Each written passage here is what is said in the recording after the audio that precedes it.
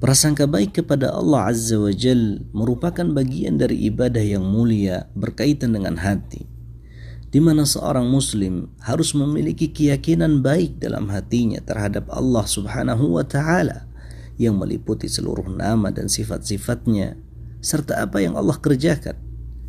Juga berupa kepercayaan besar akan adanya dampak positif di balik itu, seperti keyakinan bahwa Allah menyayangi hamba-hambanya yang berhak mendapatkan kasih sayang, mengampuni dosa-dosa mereka tatkala sang hamba bertaubat dan kembali ke jalannya, serta menerima seluruh amal ibadah dan ketaatan mereka, dan meyakini bahwa segala sesuatu yang telah Allah takdirkan dan tetapkan terdapat hikmah yang besar lagi baik untuk para hambanya.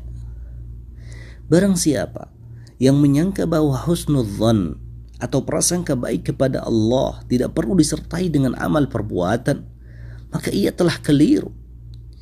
Sebagai contoh, misalkan, jika ada seseorang yang memiliki sebidang tanah dan ia berharap dari tanah tersebut membuahkan hasil yang sekiranya bermanfaat untuk dirinya, dengan cara dia biarkan begitu saja, tidak menabur benih dan tidak juga bercocok tanam, hanya mengandalkan prasangka baiknya bahwa tanahnya itu akan tetap membuahkan hasil sama seperti pemilik tanah lainnya yang menanam benih dan memupuknya serta memperhatikan ladangnya, maka orang semacam ini niscaya akan dijuluki sebagai orang yang tidak waras. Demikian halnya dengan prasangka baik kepada Allah Azza wa Jal yang tidak akan tercapai dengan cara meninggalkan kewajiban atau melakukan kemaksiatan. Barang siapa yang beranggapan demikian, maka ia telah tertipu dan merasa aman dari azab Allah Azza wa Jal. Imam Ibnul Qayyim rahimahullahu ta'ala menuturkan, sungguh jauh berbeda antara seseorang yang berbaik sangka dengan orang yang tertipu. Apabila prasangka baiknya didasari oleh amal soleh dan dapat mendorong pelakunya untuk terus beramal, maka itu benar. Namun, jika prasangka itu justru malah menenggelamkan pelakunya pada kemaksiatan, maka itu artinya dia telah tertipu. Pada asalnya, seorang muslim itu harus selalu berbaik sangka kepada Rabbnya. Hanya saja, lebih ditekankan pada dua keadaan berikut. Pertama, pada saat melakukan ketaatan kepada Allah. Dalam sebuah hadis qudsi, Allah Azza wa Jalla berfirman, "Aku selalu berada di prasangka hambaku terhadapku, dan aku akan senantiasa bersamanya ketika ia mengingatku.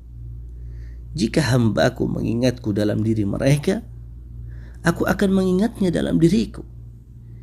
Jika ia mengingatku di suatu perkumpulan, aku akan mengingat mereka di kerumunan makhluk yang lebih baik dari mereka. Jika ia mendekat kepadaku satu jengkal, aku akan mendekat kepadanya satu hasta. Apabila dia mendekat kepadaku satu hasta, aku akan mendekat kepadanya satu depa. Apabila mereka mendatangiku dengan berjalan, aku akan mendatangi mereka dengan berlari." Muttafaqun alaih.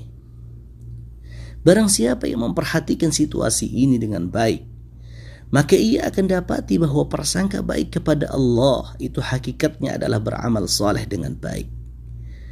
Adapun keadaan kedua, di mana seorang muslim ditekankan untuk berbaik sangka kepada Allah Azza wa Jal, adalah ketika ditimpa musibah dan diambang kematian.